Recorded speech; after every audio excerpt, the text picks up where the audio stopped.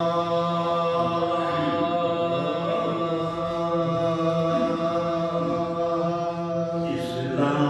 کا جمال علی نقی سے ہے، اسلام کا جمال علی نقی سے ہے، اور ایمان کا کمال علی نقی سے ہے، قرآن کا جلال علی نقی سے ہے، انسان کا معاد علی نقی سے ہے، انسان کا معاد علی نقی سے ہے، کیوں کرنا ہو کہ جانو دل پتراب ہے، یہ وارث رسالت مآب ہے، یہ وارث صفات رسالت مآب ہے، 40 سال اس کی تھی کل مدت حیات، لیکن نظر میں رکھتا تھا لاکھوں طلب یرا، دیکھے ہیں بچپنے سے قیامت کے حال جب زہر سلطنت سے ہوئی آپ کی وفات، جب زہر سلطنت سے ہوئی آپ کی وفات، رنج و الم یہ رہتا ہے ہر دم خیال میں، ارے بابا شہید ہو گئے 25 سال میں، بابا شہید ہو گئے 25 سال میں، حیران تھی امام نقی پر وہ ساتھیاں، تھرائے جن کو دیکھ کے ہر دور آسمان، تھی فکر یہ کہ ختم ہو عطرت کا ہے نشان، رہنے نہ پائے دہر میں کوئی شے زمان، رہنے نہ پائے دہر میں کوئی شے زمان، ارے نسل رسول پاک کو ایسی غریب ہو جس قید غم نہ کوئی ٹھکانہ نصیب ہو، جس قید غم نہ کوئی ٹھکانہ نصیب ہو، اس طرح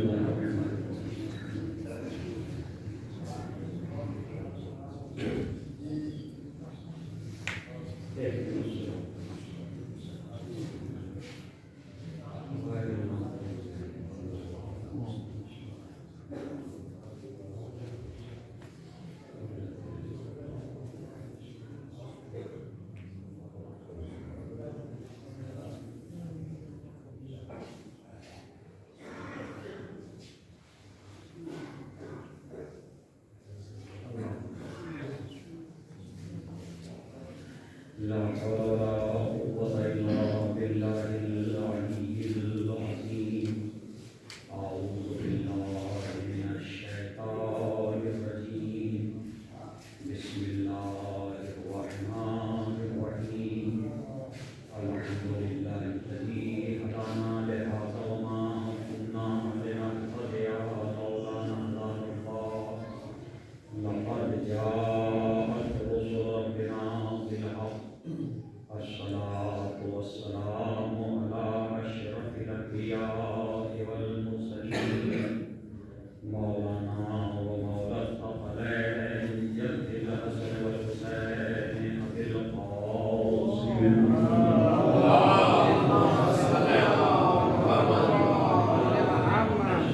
والسلام على أهل بيته الطيبين الطاهرين المعصومين المظلومين المنتجبين المنتخبين ولعنة الله على أعدائهم أجمعين من ليلتنا إلى قيام يوم الدين. أما بعد فقد قال الله سبحانه وتعالى في كتابه الكريم وفرقانه الحميد وقوله الحق. بسم الله الرحمن الرحيم. إنا علينا للهدى وإنا لنا للآخرة والأولى. صلوات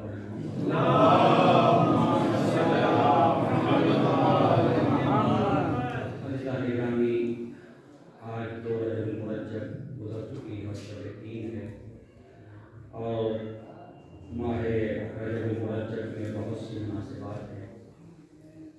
پہلی رجب المرجب سے لے کر کے اور تقریباً 13 تک ولادتیں بھی ہیں امام علیہ السلام کی اور امام علی نبی علیہ السلام کی شہادت بھی ہے. لہٰذا قرآن پاک کے اندر خداوند عالم ہدایت کے سلسلے سے یہ اعلان فرما رہا ہے کہ انا علینا للہدیٰ وانا لنا للآخرۃ والأولى، کہ ہدایت کا انتظام ہمارے اوپر ہے. آدمی کا انتخاب ہم کریں گے، ہدایت کا اہتمام ہم کریں گے، اور دنیا اور آخرت ہمارے ہاتھوں میں. یعنی ہدایت بھی اللہ کے ہاتھوں میں ہے اور اسی کے نظام کے تحت ہدایت ہو رہی ہے، اور یہ دنیا اور آخرت کا نظام بھی اسی کے ہاتھوں میں ہے. لہٰذا کوئی شے اس کائنات کے اندر ایسی نہیں ہے کہ جو اللہ کے اقتدار اور اس کی سلطنت میں اختیار میں. ایک بار مجھے سے بات ہے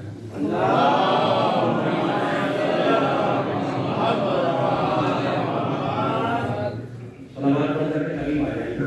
ایک بار اور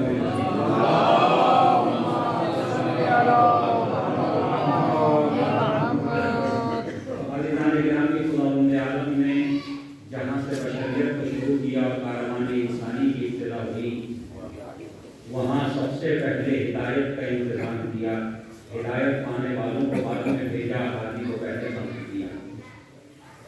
آپ دیکھیں کہ کوئی ہدایت حاصل کرنے والا نہ تھا، لیکن خداوند عالم نے پہلے ہی انسان کو، پہلے ہی بشر کو، ابو البشر جناب آدم علیہ السلام کو یہ کہا کہ انی جاعل فی الارض خلیفہ، کہ میں زمین پر خلیفہ بنانے والا ہوں. اب خلیفہ سے مراد کیا؟ خلیفہ یعنی اللہ کا نائب، اللہ کا جانشین، تو عزیزان گرامی، خداوند عالم نے لہجے کے لیے بھی بشریت کو بغیر ہدایت کے نہیں رکھا۔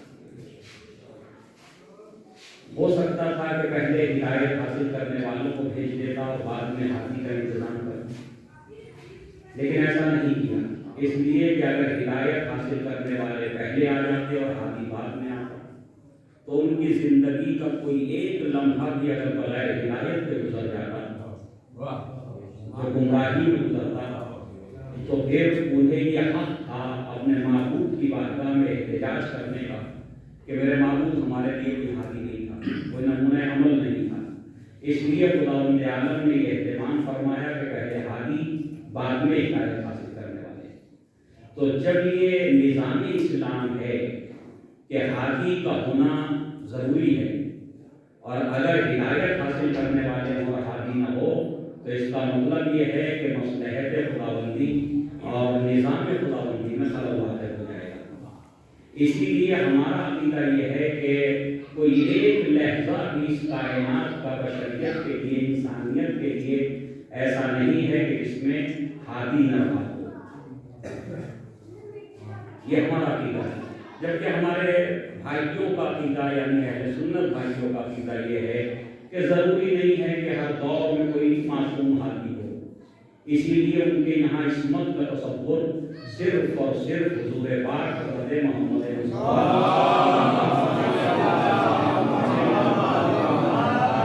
ان کے عقائد کو اگر آپ مطالعہ کریں گے، ان کی فکر کو پڑھیں گے، اہل سنت کی فکر کو پڑھیں گے، دیکھیے علمی گفتگو میں کوئی پریشانی نہیں ہے۔ علمی اور فکری گفتگو اگر آپ کرتے ہیں احترام و ایک دوسرے کے احترام اور ادب کے ساتھ، اخلاق کے ساتھ، تو میں نہیں سمجھتا کہ اس میں کوئی پریشانی کی بات ہے۔ اس لیے کہ جتنا علمی گفتگو اختلافی ہوگی اور اس میں مختلف فکریں سامنے آئیں گی، اتنا ہی جو ہے وہ علم کے ابواب اور زیادہ جو ہے کھلتے چلے جائیں گے۔ تو لہذا علمی گفتگو میں کوئی حرج نہیں ہے۔ تو اہل سنت حضرات کا عقیدہ یہ ہے کہ ہمارے نبی کے بعد کوئی معصوم نہیں ہے، آخری نبی کے بعد کوئی معصوم نہیں ہے۔ نبی کے دنیا سے جانے کے بعد قیامت تک اب کوئی معصوم آنے والا نہیں۔ اب شریعت نبی کریم اور احادیث و فرامین نبی کریم اور قرآن پاک کی ہدایت کے لیے کافی ہے، وہ یہ کہتے ہیں۔ جبکہ وہی شریعت اور وہی سنت رسول اور سیرت رسول کہ جس کو وہ ہدایت کے لیے کافی قرار دے رہے ہیں، یہ قرآن پاک صحیح ہے، کافی ہے، بشرطے کہ وہ سمجھانے والا کوئی ہو۔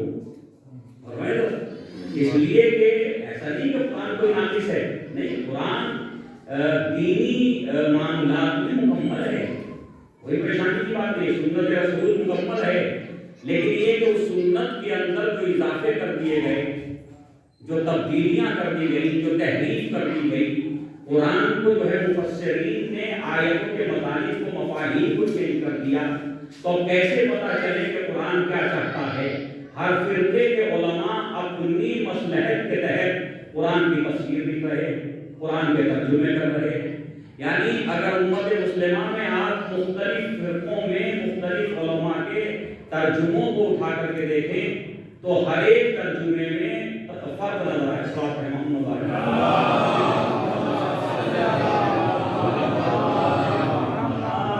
تو ہر ایک ترجمے میں فرق نظر آئے گا، ہر ایک تفسیر کے اندر جس مسلک کے اعتبار سے مفسر تفسیر کر رہا ہوگا وہ اپنے مسلک کے اصولوں کو اور اپنے مسلک کے جو ہے قوانین کو قرآن کے اوپر بالا کرنے کی کوشش کرے گا۔ تو لہذا کون بتائے کہ قرآن کے حقیقی معنی کیا ہے، کون سمجھائے کہ سنت رسول یہ کام نبی نے کس لیے کیا، اس کے پس پردہ کیا مسئلے تھے۔ تو لہذا ضرورت اس بات کی ہے کہ کوئی ایسا ہو کہ جو معصوم ہو اور اللہ کی طرف سے ہدایت کے لیے قرار دیا گیا ہو اور جو کما حق جانتا ہو کہ قرآن کی آیات کا مطلب کیا ہے۔ لہذا یہ ہمارا عقیدہ ہے کہ معصوم کا ہونا ضروری ہے، اور اسی عقیدے کے تحت جہاں نبوت و رسالت کا خاتمہ ہوا ہمارے نبی پر، تو نبوت و رسالت ایک منصب تھا، منصب کا خاتمہ ہوا لیکن ہدایت کا خاتمہ نہیں ہوا۔ اور ہدایت کے جو اور منصب ہیں، منصب نبوت کی ہدایت کے لیے ہے، منصب رسالت کی ہدایت کے لیے ہے، اور اس کے بعد منصب امامت بھی ہدایت کے لیے ہے۔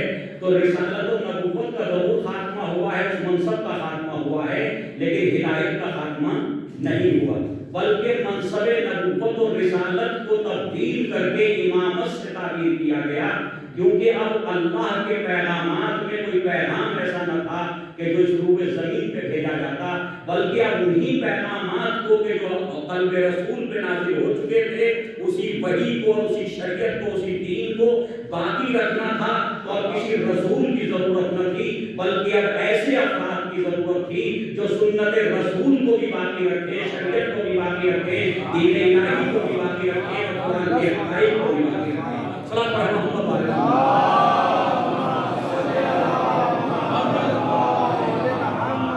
اسی لیے جو ہے نبی کریم نے اس دنیا کو چھوڑنے سے پہلے، اس دنیا کو رخصت ہونے سے پہلے آپ نے فرما دیا غدیر خم کے میدان میں کہ من کنت مولا فہذا لی مولا۔ اور جب عرض کر رہا ہوں جناب جابر بن عبداللہ انصاری سے جو روایات ہیں، وہ روایات علماء اہل سنت نے بھی نقل کی ہیں اپنی کتب کے اندر، اور علماء اہل تشیع نے بھی نقل کی ہیں، تقریباً تمام فرقوں کے علماء نے روایات کو لکھا ہے کہ جناب جابر بن عبداللہ انصاری نے پوچھا یا رسول اللہ، آپ کے بعد آپ کے کتنے جانشین ہوں گے؟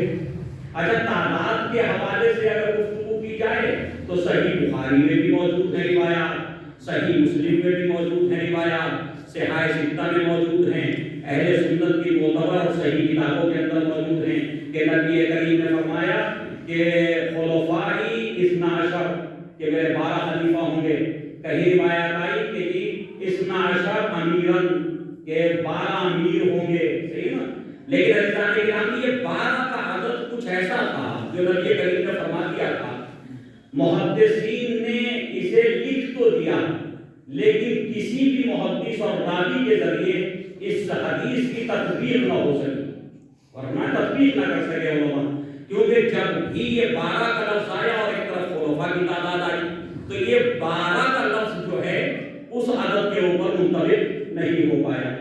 کبھی جو ہے وہ بنو امیہ کے 14 ہو گئے، بنو عباس کے 37 ہو گئے، ٹھیک ہے نا؟ عثمانیوں کے تو جو ہے وہ 50 میں چلے گئے، ٹھیک ہے نا؟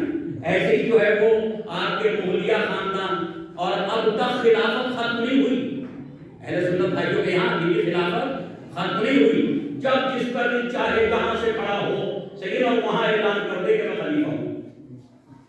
تو اس کا مطلب یہ ہے کہ بھائی نبی کریم نے فرمایا تھا کہ میرے 12 خلیفہ ہوں گے، یہ تو سینکڑوں کی تعداد میں ہو گئے، تو کیا حدیث نعوذ باللہ غلط ہے، یا امام بخاری غلط لکھ گئے، امام مسلم غلط لکھ گئے، یا ماننا پڑے گا کہ یقیناً 12 ہی نبی کے جانشین ہوں گے؟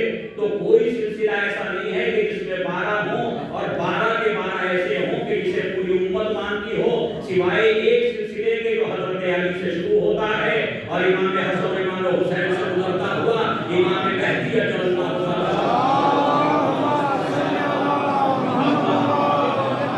یہ سلسلہ ہے کہ جس میں 12 کا عدد جو ہے وہ منتخب ہوتا ہے۔ اچھا سب کے سب ایسے ہیں کہ 12 کے 12 افراد جن کو شیعوں نے تسلیم کیا ہے، جن کو خلیفہ مانا ہے، جن کو جانشین رسول مانا ہے، جن کو نائب رسول مانا ہے، وہ سب کے سب ایسے کہ جن کی سیرت میں، جن کے کردار میں، جن کی زندگی میں کوئی نقص نہیں، کوئی عیب نہیں، ہر طرح کے عیوب سے منزہ، یعنی یہ سب کو تسلیم ہے۔ حتیٰ صاحب صواہب محرقہ، انہوں نے کتاب تو ہمارے خلاف لکھی ہے، لیکن کہیں نہ کہیں وہ کتاب تو انہی کے مذہب کے خلاف جاتی ہے، اس لیے کہ تمام ائمہ کا ذکر اس کے اندر کرتے ہوئے یہ کہتے ہیں اپنے زمانے کے سب سے بڑے عالم تھے۔ امام جعفر صادق کا ذکر کرتے ہیں، کہتے ہیں اپنے زمانے کے سب سے بڑے عالم تھے۔ امام محمد باقر کا تذکرہ کرتے ہیں تو کہتے ہیں کہ ان سے زیادہ جو ہے وہ جاننے والا نہ تھا۔ اور عزیزان گرامی، جسے آپ اپنے زمانے کا سب سے بڑا عالم کہتے ہیں، اسی کو شیعہ جو ہے معصوم کہتے ہیں، اس لیے کہ علم اور عصمت کوئی دو چیزوں کا نام نہیں ہے۔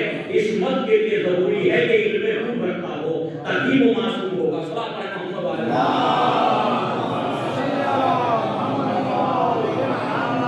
اچھا دیکھیے یہ 12 کا سلسلہ جو میں ذکر کر رہا ہوں، اس سلسلے میں بس ایک بات عرض کر کے اور میں یہ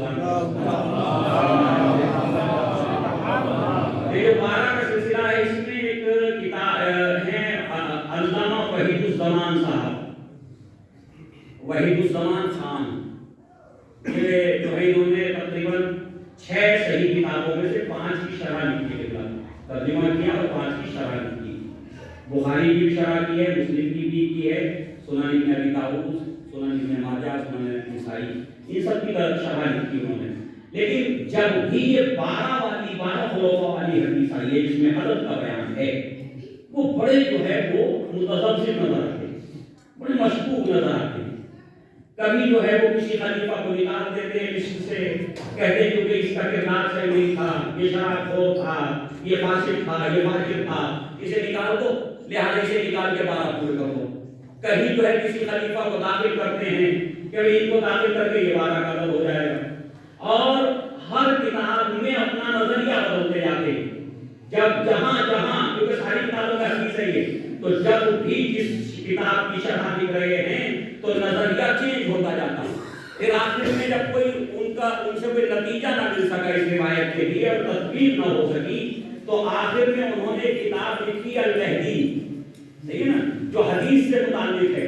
اس میں جب اس حدیث کو ذکر کیا تو یہاں جو ہے وہ ساری بحث اپنا کے طلبات کے طور پہ انہوں نے یہ لکھا کہ کوئی سلسلہ خلافت و حکومت ایسا نہیں ہے کہ جس پہ نبی کریم کی حدیث ثابت آ سکے، لہذا بس ایک ہی سلسلہ ہے جو حضرت علی سے شروع ہوتا ہے اور امام مہدی اجل اللہ ایک ہی سلسلہ ہے۔ اس کے علاوہ یہ 12 کا عدد کسی سلسلہ خلافت پر ثابت نہیں آتا۔ اچھا، یہ ذکر کرنے کے بعد اس کے بعد کہتے ہیں کہ یہی ائمہ خدا ہیں، یہی ہدایت کے ارکان ہیں، اور یہی وہ ہیں جن کو خدا رب العالمین نے منتخب کیا ہے۔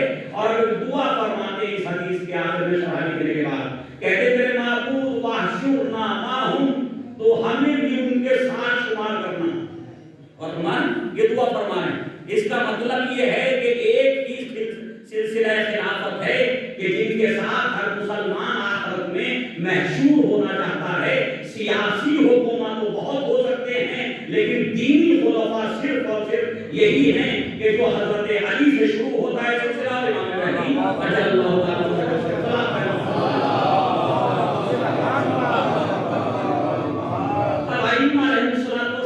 کی زندگانی کا اور آپ کی حیات طیبہ کا جو ایک ہدف اور مقصد ہے، وہ مقصد ہے دین الہی کی حفاظت، قرآن کی حفاظت، وہ مقصد ہے شریعت کے احکام کی حفاظت اور لوگوں تک صحیح احکام، صحیح دین کو پہنچانا، یہ ائمہ علیہ السلام کی ذمہ داری۔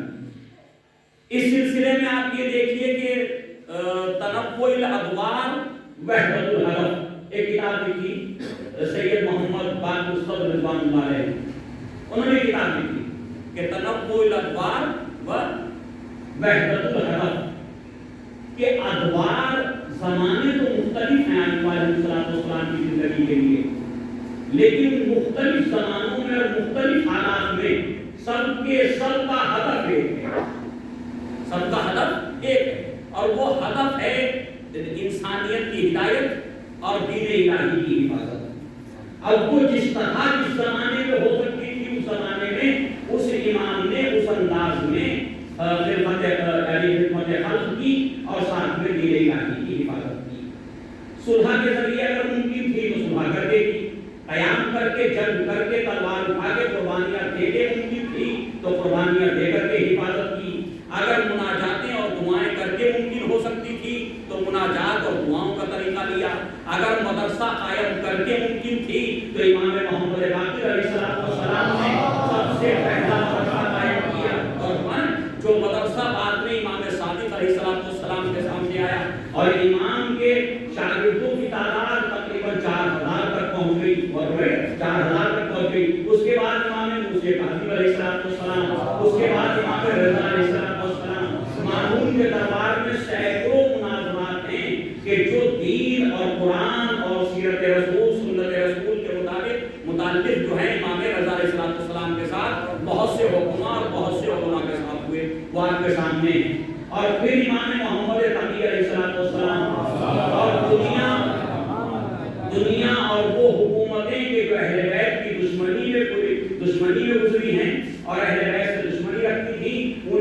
بھی آپ کے علمی کارناموں کو قبول کیا. امام محمد تقی علیہ السلام کے مناظرات جو مامون رشید کے دربار میں ہیں، حتیٰ 8 یا 9 سال کی عمر میں مامون رشید جو خلیفہ عباسی تھا، اس نے اپنی بیٹی کی شادی جو ہے وہ امام محمد تقی علیہ السلام سے کروائی. جبکہ وہاں بڑے بڑے علماء، مشہور زمانہ علماء، یحییٰ ابن اقسم جیسا عالم بھی موجود تھا، لیکن امام کے ساتھ آپ کو فرمایا. اور وہ سب کچھ جو اشکالات اور اعتراضات اس کے اوپر ہوئے، اس کے جواب بھی امام محمد تقی علیہ السلام نے دی.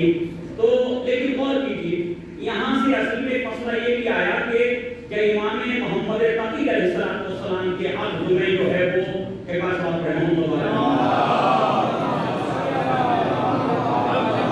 مامون کی بیٹی آئی، مامون رشید کی بیٹی آئی ہے عقد میں. تو بہت سے علماء نے لکھا، کیونکہ یہ روایات مشہور ہو چکی تھی کہ نبی کریم نے فرمایا کہ حسین کی اولاد سے، ذریت امام حسین سے امام مہدی عجل اللہ تعالی فرجہ شریف جو اس دنیا کو اسی طرح کو انصاف سے بھر دیں گے جس طرح یہ ظلم و جور سے بھری ہوگی. تو کیونکہ یہ روایات اتنی فیمس اور اتنی مشہور ہو چکی تھی کہ بنو عباس بھی جانتے تھے کہ آخری حکومت امام مہدی عجل اللہ تعالی فرجہ شریف اور شیعہ عقیدے کے مطابق امام محمد تقی علیہ السلام جو ہے وہ سلسلہ امامت کی نبی بڑی تھے. تو کوئی بہت فاصلہ باقی نہیں تھا، اور کوئی بہت بڑا فاصلہ آگے باقی نہیں تھا. بھئی 3 نسلیں، 2 نسلیں آنی ہیں، اور تیسری نسل میں اس انسان کو اس دنیا میں ظاہر ہونا ہے، اس انسان کو اس دنیا میں آنا ہے کہ جو اس روح زمین پہ حکومت ابدی کرنے والا ہے. وہ ایک الگ مسئلہ ہے کہ امام کے حکومت اور قیام کا فلسفہ ان لوگوں کو معلوم نہیں تھا کہ وہ غیبت کبریٰ ہوگی اور غیبت صغریٰ ہوگی، وہ سارے سلسلے شاید ان کے ذہنوں میں نہیں تھے.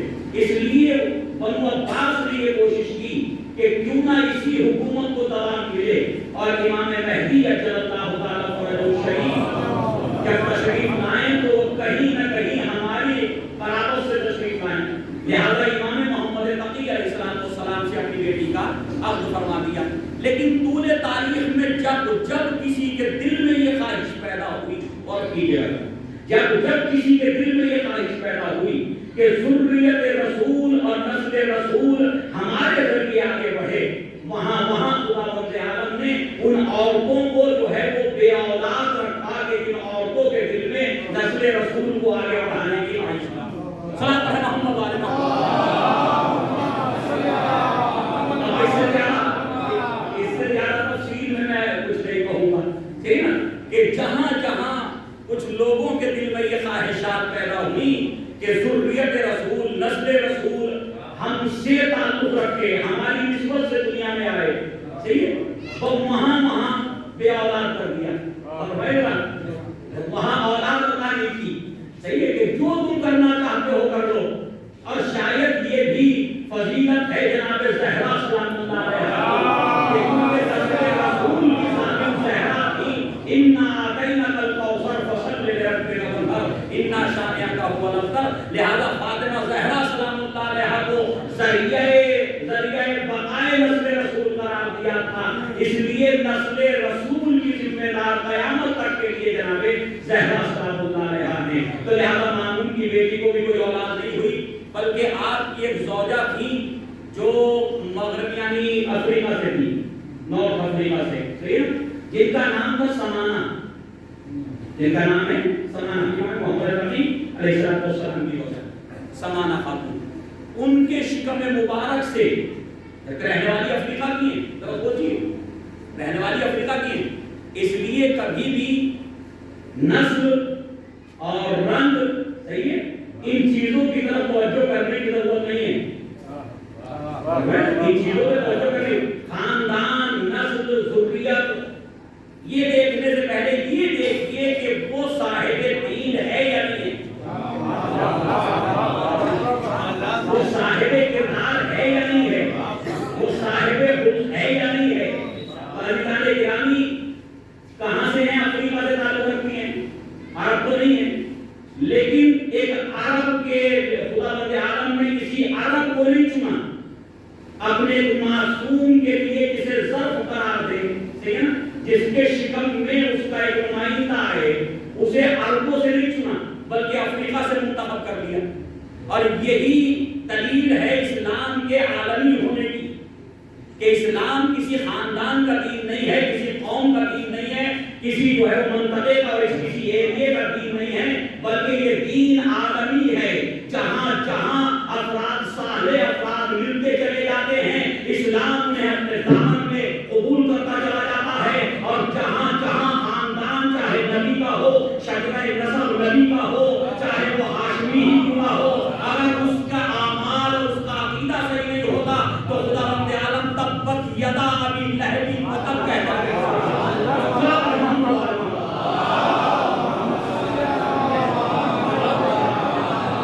ابو لہب ہاشمی ہے یا نہیں ہے؟ ابو لہب تو ہاشمی ہے نا. قرآن نے ہاشمی کو جو ہے وہ گھوشنا دے دیا، صحیح ہے، اسے برا بھلا کہہ دیا. جی، اور جو بلال جیسے لوگ، سلمان فارسی جیسے لوگ، صحیح ہے، جن کا کوئی تعلق جو ہے وہ سلسلہ نسب رسول سے نہیں ہے، شجرہ رسول سے نہیں ہے، انہیں ہاشمی سے نہیں ہے، ان کو اسلام نے تقوی کی بنیاد پہ جو ہے وہ منزلت عطا کی کہ شاید عربوں کو بھی نہ مل سکے، خود عرب کو نہ مل سکی. تو لہٰذا یہ تفرقہ مٹانے کی کوشش کیجیے کہ خالی خاندانوں پہ نظر نہ رکھیے. خاندان ہو سکتا بہت اچھا ہو، صحیح ہے، پرانی جو ہے وہ بڑی وہ ہڈی دیکھتے ہیں، صحیح ہے، سمجھ رہے ہیں. مجھے بتائیے کہ جب اسلام سے پہلے جو لوگ کفر میں گزر گئے تو ان کی ہڈیاں اگر دیکھی جاتی، بلال کی ہڈی اگر دیکھی جاتی تو بھائی یہ تو پہلی نسل کے مسلمان ہیں. جی، یہ تو پہلی نسل کے مسلمان فارسی، ان کے آبا و اجداد میں تو کوئی مسلمان نہ تھا، تو پہلے ہی مسلمان ہیں. تو بھائی پورا خاندان دیکھنے کی ضرورت نہیں ہے. ہو سکتا کوئی بڑے خاندان سے تعلق رکھتا ہو لیکن خود اسلام میں نہ ہو، خود مسلمان نہ ہو، خود دین پہ عمل کرنے والا نہ ہو. اور ہو سکتا کوئی کافروں کے خاندان سے تعلق رکھتا ہو لیکن خود دیندار ہو، تو آبا و اجداد کا کفر اس کے دین پہ اثر نہیں کرتا. صلاۃ محمد علیہ وسلم.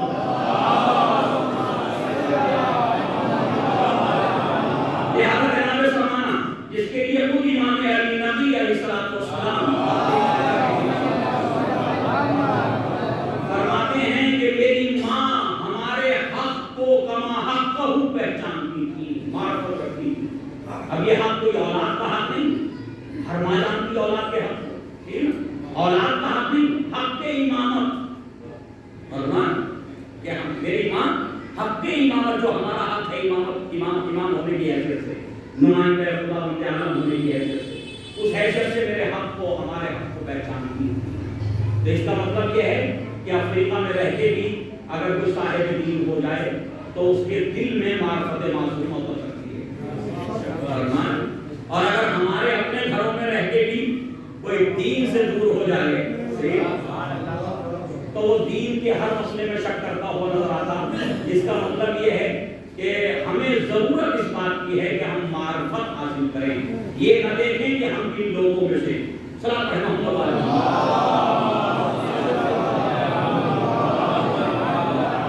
لہذا آپ کی ولادت و سعادت جو ہے وہ امام علی نبی علیہ السلام ہمارے تصویر ایمان، آپ کی ولادت و سعادت 15 ذی الحجہ لکھی. دیکھیے میں کیونکہ عربی کتابوں کا مطالعہ کرتا ہوں، ہو سکتا ہے کہ ہمارے اردو کیلنڈر میں کچھ اور تاریخ لکھی گئی ہے. اچھا، ہمارے یہاں جو منائی جاتی ہے وہ شاید 5 رجب المرجب منائی جاتی ہے، صحیح نا، ہندوستان پاکستان کے اندر 5 رجب المرجب کو آپ کی ولادت و سعادت. لیکن عرب علماء نے، ابھی میں عربی کتابیں دیکھ رہا تھا آنے سے پہلے، ممبر پہ آنے سے پہلے ایک مرتبہ جو ہے اپنے تصدیق کے لیے کہ کیا صحیح ہے کیا غلط ہے، شیخ طوسی، شیخ کلینی، شیخ مفید، شیخ تبرسی، ان سب حضرات نے، اور ابن کثیر نے اخیر کہ اہل سنت تعلیم ہے اس نے بھی یہ لکھا کہ 15 ذی الحجہ آپ کی ولادت و سعادت، 15 ذی الحجہ. لیکن یہ کہ دو روایتیں دونوں مشہور ہیں، ایک عربوں میں مشہور ہے اور ایک ہمارے یہاں مشہور ہے. میں یہ نہیں کہنا چاہ رہا کہ آپ کو 5 والی چھوڑ کے 15 میں آ جائے گی، ایسا نہیں ہے. جو روایت جہاں ہے اسی کے اعتبار سے، لیکن میری ذمہ داری بنتی ہے کہ اپنے نوجوانوں کو، اپنے بچوں کو یہ بتاؤں کہ عربوں میں آپ کی ولادت و سعادت 15 ذی الحجہ منائی جاتی ہے اور ہمارے یہاں 5 رجب لیکن اگر یہ دونوں تاریخوں میں اگر ہم منانے لگے تو اور زیادہ بہتر ہو جائے. جیسے ہم نے جناب زہرا سلام اللہ علیہا کی شہادت ہم نے دونوں تاریخوں کا اہتمام کیا، چاہے وہ 13 جمادی الاولیٰ ہو اور چاہے وہ 3 جمادی ثانیہ ہو، تو ہم نے دونوں میں اہتمام کیا، دونوں میں مجالس رکھی، دونوں میں جو ہے وہ فرش اعلیٰ بچھایا، دونوں میں ذکر جناب زہرا سلام اللہ علیہا ہوا. اور اس سے مومنین کو فائدہ ہی ہوا کہ سال میں ایک مرتبہ جناب زہرا کے نام پہ جو ہے وہ ہم فرش اعلیٰ بچھاتے، اب 2 مرتبہ بچھا رہے ہیں. تو زیادہ سے زیادہ جناب زہرا سلام اللہ علیہا کی سیرت لوگوں تک، مومنین تک اور کنیزان زہرا تک پہنچے گی. سلام علیہ محمد علیہ. تو 5 رجب المرجب یا 15 ذی الحجہ، 15 ذی الحجہ جو بھی روایت ہو، بہرحال جو بھی صحیح ہو، یا ہو سکتا ہے کہ دونوں ہی روایتیں جو ہیں وہ کسی وجہ سے نقل ہوئی ہوں. بہرحال تو یہ 2 روایتیں ہمارے پاس موجود ہیں.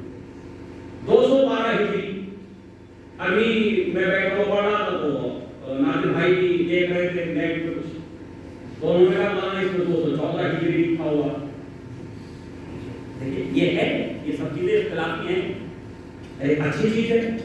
214 ہجری یا 200 عرب علماء نے لکھا 212 ہجری، لیکن جیسا کہ انہوں نے فرمایا کہ 214 لکھا اس کے اندر. چلیے یہ بھی پتہ چلا کہ 214 کی روایت ہے، 212 ہجری کی روایت ہے. 212 ہجری سے اگر ہم اپنے امام کی عمر مبارک کو جو ہے وہ حساب کریں تو تقریباً 41 سال ہوتی. 41 سال کچھ مہینے. صحیح ہے جی. صلاۃ محمد علیہ اور 14 سے کریں تو پھر وہ 39 سال کچھ مہینے ہو جائے گی. صحیح نا، یہ 40 سال کے قریب. صحیح 40 سال کے قریب ہوگی. تو بہرحال اب آپ کی ولادت و شہادت ایک ایسے قریے میں ہوئی، یہ علماء لکھ رہے ہیں، عرب علماء، پتہ نہیں اردو میں یہ روایت ہے. ایک ایسے قریے میں ہوئی جو قریہ، جو بستی، جو دیہات، جو گاؤں امام موسی کاظم علیہ السلام امام موسی کاظم علیہ السلام نے اس گاؤں میں گاؤں کی بنیاد رکھی تھی، اس بستی کی بنیاد رکھی تھی جو مدینے سے تقریباً 6 میل کے فاصلے پر تھا. مدینہ منورہ سے 6 میل یعنی 10 کلومیٹر تقریباً 10 کلومیٹر کے فاصلے پر واقع تھی یہ بستی. امام موسی کاظم علیہ السلام نے اس بستی کی بنیاد رکھی، یعنی یہاں پہ جو امام کے چاہنے والے آباد ہوئے. تو آپ کی ولادت اسی بستی کے اندر ہوئی جس کا نام ہے بسوریہ. جی بسوریہ، سواد جو ہے بے سواد رے یا ہنی، بسوریہ سواد پہ جو ہے وہ پیش ہے بسوریہ. تو یہ قریہ بسوریہ تھا جہاں پر آپ کی ولادت بسعادت ہوئی. اس کے بعد آپ نے تقریباً جو ہے وہ ایک طویل عرصہ اپنے والد گرامی کے ساتھ گزارا، امام محمد تقی علیہ السلام.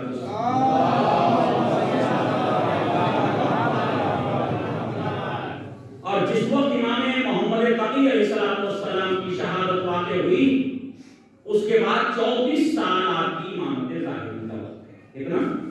34 سال. تقریباً 6 خلفائے بنو عباس کا زمانہ آپ نے دیکھا، 6 خلیفہ گزرے بنو عباس. اور آخری خلیفہ جو بنو عباس تھا جس کا نام تھا معتز باللہ، اس نے جو ہے بات کو زہر دیا. ایک روایت میں معتمد باللہ کا بھی ذکر بعض علماء نے کیا کہ معتمد باللہ، لیکن جب اس پہ ہم تحقیق کرتے ہیں تو کیونکہ آپ کی شہادت جو ہے وہ 254 ہجری میں واقع ہوئی. 200 یہ ذرا یاد رکھیں بچے نوجوان سبھی، 254 ہجری میں واقع ہوئی. اچھا جب 254 ہجری میں واقع ہوئی تو معتمد باللہ جو ہے اس کی خلافت شروع ہوئی 256 ہجری سے. معتمد باللہ کی خلافت شروع ہوئی 256 ہجری سے. تو اس کا مطلب یہ ہے کہ وہ خلیفہ ہی تقریباً 2 سال کے بعد بنا. اب ایک طریقہ علماء نے لکھا ہے اور وہ یہ کہ پھر کیسے ممکن ہے دونوں روایات کو جمع کیسے کیا جائے. ایک روایت کہتی ہے کہ آپ کو معتز باللہ نے زہر دلوایا، دوسری روایت کہتی ہے کہ معتمد باللہ نے زہر دلوایا. دونوں عباسی خلیفہ ہیں. ہو سکتا ہے کہ خلافت اور یقیناً تاریخی اعتبار سے خلافت معتز باللہ کی تھی اور ہو سکتا کہ معتمد جو ہے اس میں وزیر کی حیثیت سے رہا ہو اور اس کے حکم پر زہر دلوایا گیا ہو، تو یہ کہا جا سکتا ہے کہ معتمد نے زہر دلوایا. صحیح ہے نا؟ خلافت کس کی تھی؟ معتز باللہ کی تھی. لیکن چاہے وہ وزیر کی حیثیت سے زہر دلوائے یا بادشاہ کی حیثیت سے، اس وقت تک زہر نہیں دیا جا سکتا تھا جب تک جو ہے بادشاہ راضی نہ ہو. لہذا قتل امام علی نبی علیہ السلام میں یہ دونوں معلوم شامل تھے. صلاۃ علی محمد و علی محمد. عزیزان گرامی، امام علی نبی علیہ السلام کے القاب میں وہ اتنا سمجھ جلدی سے ذکر کر دوں. القاب آپ کے ذکی اور نقی، مرتضی، نجیب، یہ آپ کے القاب ہیں. اور بھی بہت سے القاب ہیں. ابو الحسن کنیت کے طور پہ آپ کی کنیت ہے ابو الحسن. ابو الحسن ثالث، تیسرے ابو الحسن. اچھا یہ چیزیں کیا ہیں؟ یہ حدیث میں جب حدیثیں آتی نا تو حدیث قال ابو الحسن الثانی، دوسرے ابو الحسن نے کہا. قال ابو الحسن الاول، پہلے ابو الحسن نے کہا. قال ابو الحسن الثالث، تیسرے ابو الحسن نے کہا. کیسے سمجھیں گے یہ پہلے ابو الحسن کون ہیں، دوسرے ابو الحسن کون ہیں، تیسرے ابو الحسن کون ہیں؟ جی کیسے پتا چلے؟ اور اچھا ابو الحسن کنیت حضرت علی علیہ السلام کی بھی ہے.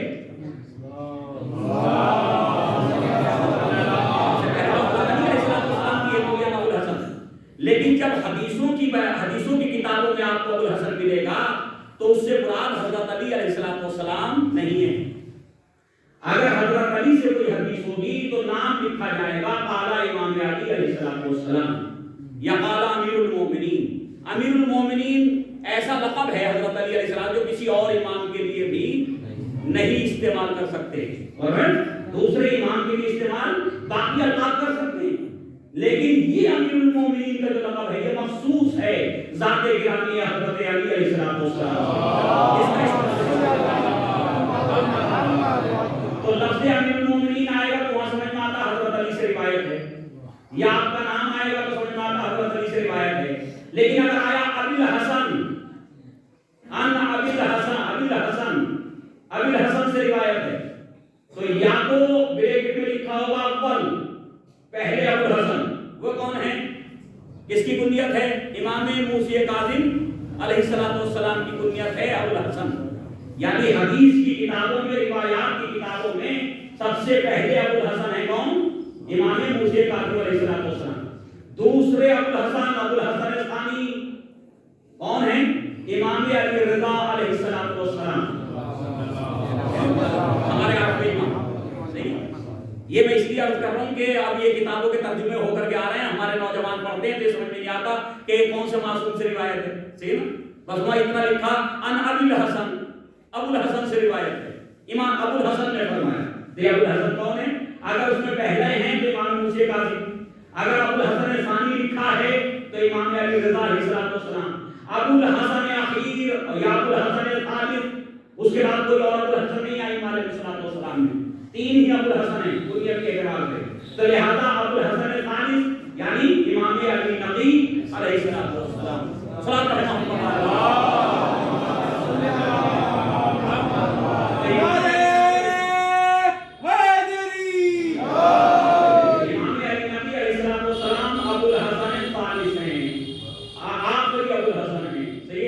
روایات حدیث میں صحیح ہے یہ آخری ہے. تو ابو الحسن آپ کا لقب. اور ایک لقب مرتضی جو ابھی میں نے ذکر کیا، مرتضی یعنی مرتضی لقب کس کا تھا؟ حضرت علی علیہ السلام کا. یعنی القاب بھی ریپیٹ ہوتے رہے، صفات بھی ریپیٹ ہوتی رہی، اسماء گرامی بھی ریپیٹ ہوتے رہے. کیوں؟ اس لیے کہ کردار اور ہدف بھی ریپیٹ ہو رہا تھا، تو تاکہ دنیا والوں کو پتا چلے کہ یہ ابو الحسن ثالث ضرور ہیں لیکن راستہ وہی ہے جو ابو الحسن اول کا تھا. اسی لیے یہ القاب ریپیٹ ہوئے، یہ نام ریپیٹ ہوئے. صحیح نا؟ کئی محمد ہیں ہمارے یہاں ائمہ علیہ السلام میں، کئی اماموں کے نام علی ہیں. سمجھ رہے؟ تو نام بھی ریپیٹ ہوئے ہیں اور القاب بھی ریپیٹ ہوئے ہیں اور وہ ساتھ میں صفات بھی ریپیٹ ہوئے اور کردار کو ہر ایک جگہ ریپیٹ ہو رہا تھا. تو عزیزان گرامی یہ سلسلہ اب میں جلدی کچھ باتیں عرض کروں ایمان کے سلسلے میں، کیونکہ ہر وقت کے صالح ذرا اور فرمائیے معجزات اور کرامات فرق ہے دونوں میں. معجزہ اسے کہتے ہیں کہ جس کا جواب کوئی اور نہ لا سکے.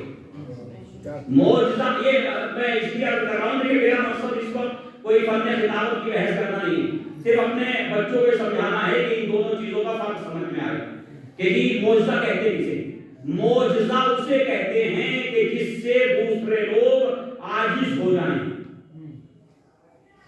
اس کا جواب نہ لا سکیں، اس طرح کا کام کوئی اور انجام نہ دے سکے، اسے کہتے ہیں معجزہ. معجزہ عام طور پہ خداوند عالم عطا کرتا ہے نبی کو، رسول کو. کیوں کہ اگر انہیں ضرورت پڑے اور کوئی ان کی تکذیب کرنے لگے، انہیں جھٹلانے لگے کہ تم اللہ کے رسول نہیں ہو، اللہ کے نمائندے نہیں ہو، تو وہ معجزے کے ذریعے اپنی صداقت کو ثابت کر سکتے، اپنی صداقت کو ثابت کر. اب معجزے کا مطلب یہ بھی نہیں ہے کہ اب نبی ہے وہ راستے پہ کھڑا ہو گیا اور اب وہ جو ہے وہ ایک سے ایک کار ہے نمایاں کر کے دکھا رہا.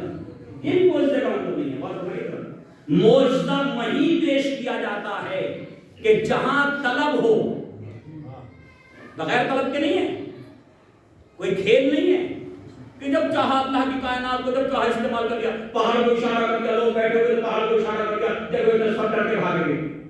یہ تھوڑی کوئی معجزہ صحیح ہے. جب طلب کیا جائے اس بات منصب کے لیے کفار و مشرکین کی طرف سے جب طلب کیا جاتا ہے تب معجزہ ثابت ہوتا ہے نبی اور رسول کی طرف سے، اللہ کے نمائندے کی طرف سے. اور کہاں ہوتا ہے کہ جہاں طلب کون کرتا؟ طلب وہ کرتا ہے کہ جس کے ایمان میں کمزوری ہوگی. یہ ہے معجزہ. طلب کون کرے گا نبی سے اور رسول سے؟ سلمان فارسی کوئی طلب کریں گے، ابو ذر غفاری کوئی طلب کریں گے. انہیں یقین ہے کہ آپ اللہ کی طرف سے ایمان ہے، اللہ کی طرف سے آدمی ہیں. تو کون طلب کرے گا؟ جس کے ایمان میں کمزوری ہوگی، جو کما حقہ رسالت و نبوت پہ یقین نہ رکھتا ہو وہ طلب کرتا. تو اس کا مطلب یہ ہے کہ اب جو جہاں جہاں معجزے ہر سال ہوتے ہیں،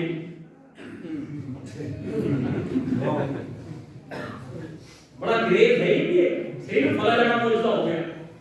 تو اگر یہ ہر سال محرم میں اور محرم کے علاوہ عام دنوں میں معجزے ہو رہے ہیں تو سوچنے کی ضرورت ضرور ہے کہ جہاں ہوا ہے وہاں یقیناً گمراہی ہے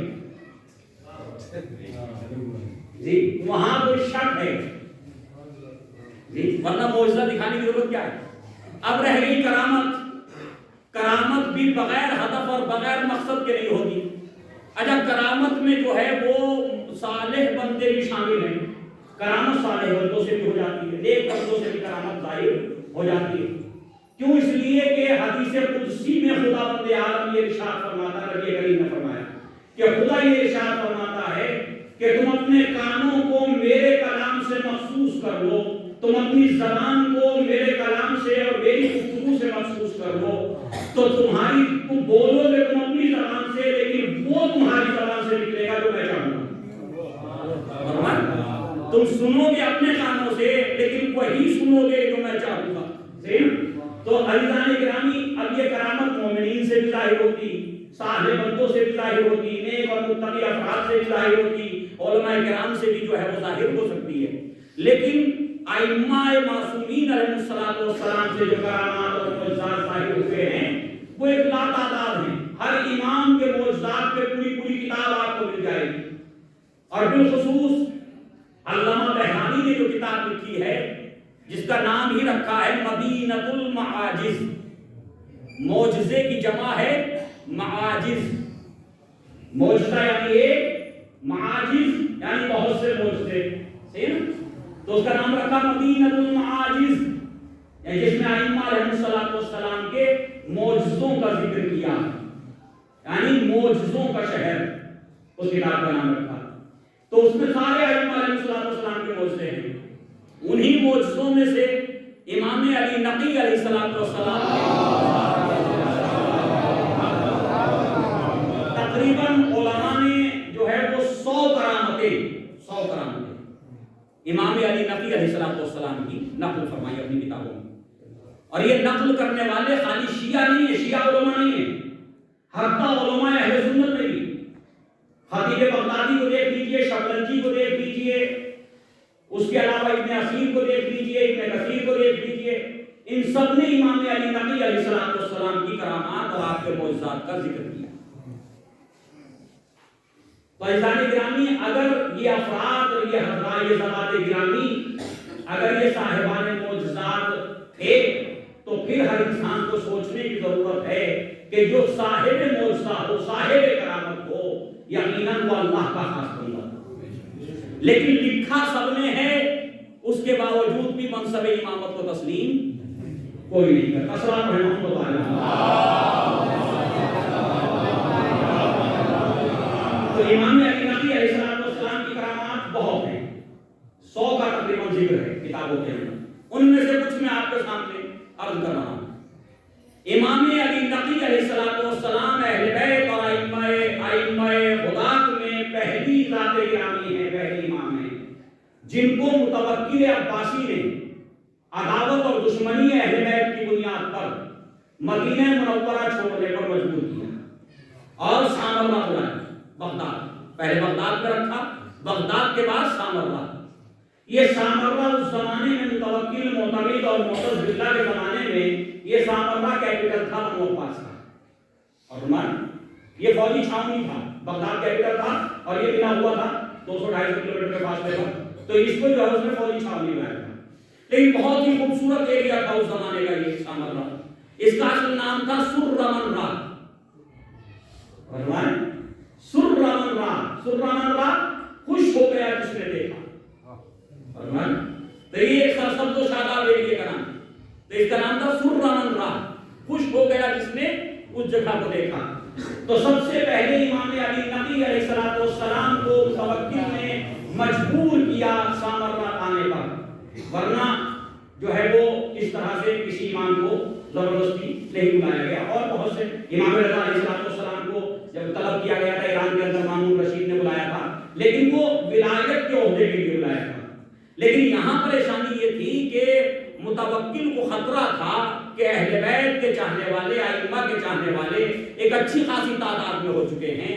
حتیٰ یہ جو امام کا زمانہ، امام کا دور ہے، اس زمانے میں ایران، یمن، عراق اور اس کے علاوہ اطراف کی بہت سی جگہوں پر تشیع پھیل رہی تھی، تشیع کا انتشار، ہر جگہ تشیع کا دور.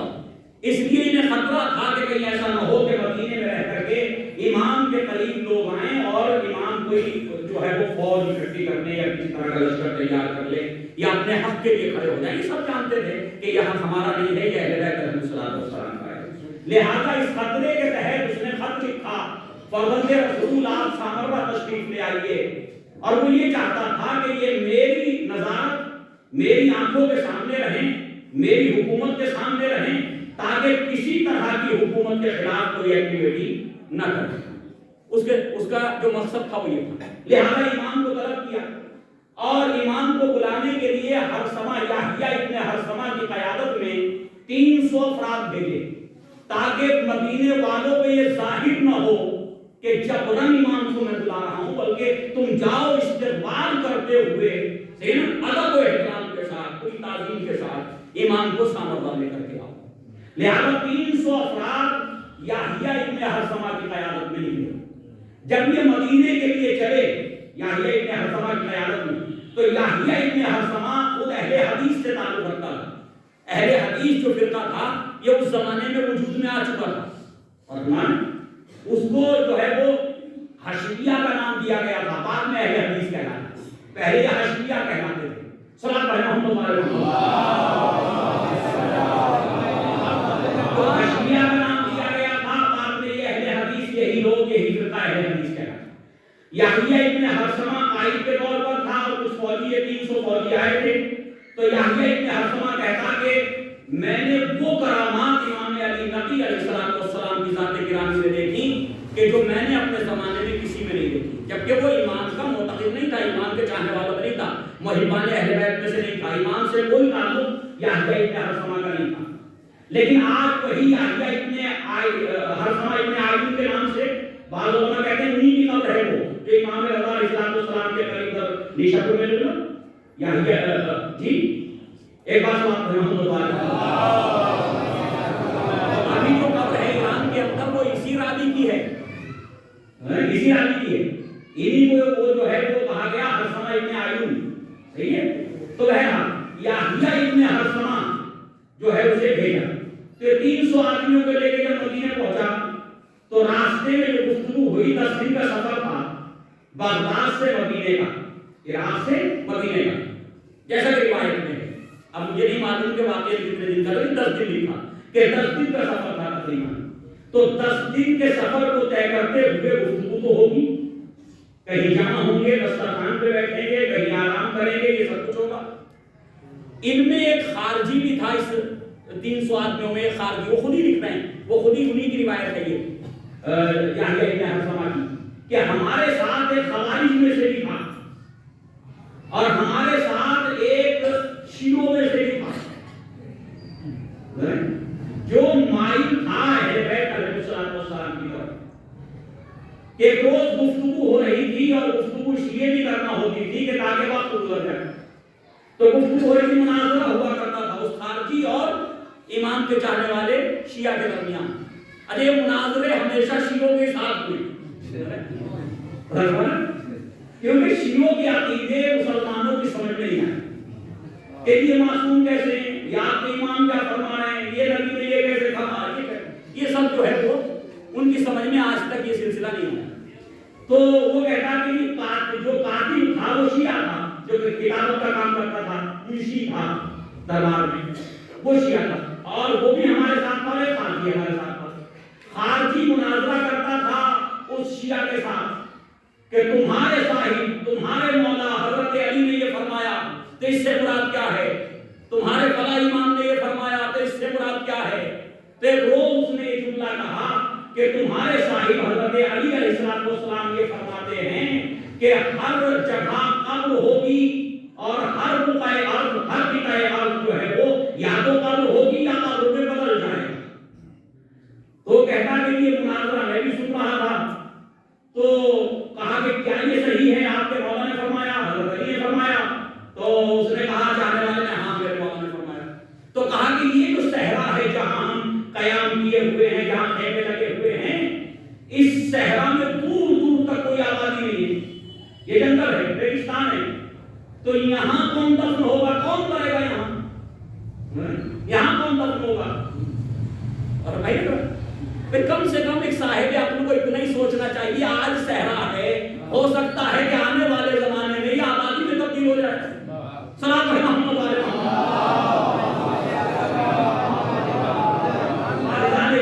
یاد رکھیے کہ جو دشمن ہے، وہ لفظ نہیں کہوں، وہ دوسرا لفظ کہہ رہا ہوں میں، کہ جہاں دشمنی اہل بیت ہوگی، دشمنان اہل بیت اور عقل ایک ساتھ جمع نہیں ہو سکتے۔ سلام علیہ محمد علیہ محمد۔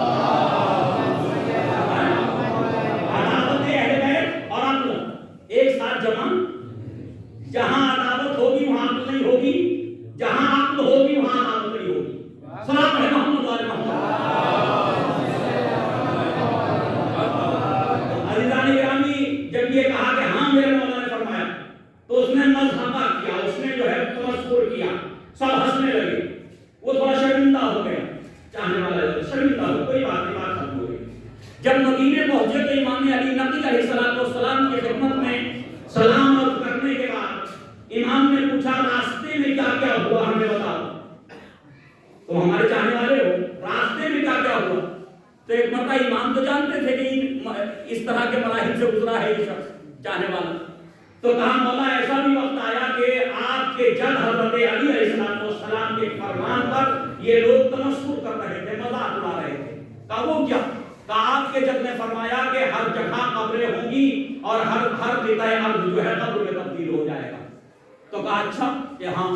تو اس کے بعد جو ہے امام نے کہا گرمیوں کا مہینہ تموز، عربی میں یہ روایت کے لفظ تموز یعنی مئی کی گرمی، مارچ اپریل مئی، یہ ایام تھے، گرمیوں کا مہینے تھے، تو گرمی شدت کی تھی، یحییٰ کہتے ہیں شدت کی گرمی تھی کہ ایسے عالم میں امام علی نقی علیہ السلام نے جو اپنا اہتمام فرمایا تو گرم کپڑے سلوائے، 5-6 دن رک رہے ہیں مدینے کے اندر کہ جتنے ٹیلر تھے وہاں جتنے بھی درزی تھے ان سے کہا کہ تم جو ہے یہ گرم کپڑے سیو ہمارے ساتھ جانے والوں کے لیے جو آپ کے ساتھ خدام وغیرہ اور جو آپ کے چاہنے والے ساتھ جا رہے تھے ان کے لیے گرم کپڑے سیو اور اپنے چاہنے والوں سے کہا کمبلوں کا اور گرم لباس کا انتظام کرو فرمائی اور وہ گرم لباس کا انتظام یحییٰ کہتا کہ میں بار بار سوچتا تھا کہ کیا رازی اسی انسان کو امام مانتے ہیں کہ جسے یہ بھی پتا نہیں کہ گرمیوں میں گرم کپڑوں کی ضرورت نہیں ہوتی اور یہ بھی نہیں کہ بہت قریب کوئی موسم سرما آنے والا ہے ایسا بھی نہیں ہے کیونکہ اگلی 2-3 مہینے گرمیوں کے شدت کی گرمیوں کے تو یہ گرم کپڑوں کی ضرورت کیا ہے یہ کمبل اور لحاف اور ان چیزوں کی ضرورت کیا ہے کہ اچھا خاصی تعداد میں امام نے اس کو اور اس کے بعد جب ہم وہاں سے نکلے ہیں تو امام نے اپنے چاہنے والوں سے کہا کہ سب اونٹوں پہ لاد دو جو ساتھ تھے افراد یہ سب سارے گرم لباس کو اونٹوں پہ لاد دو اور جب یہ قافلہ اسی صحرا میں پہنچا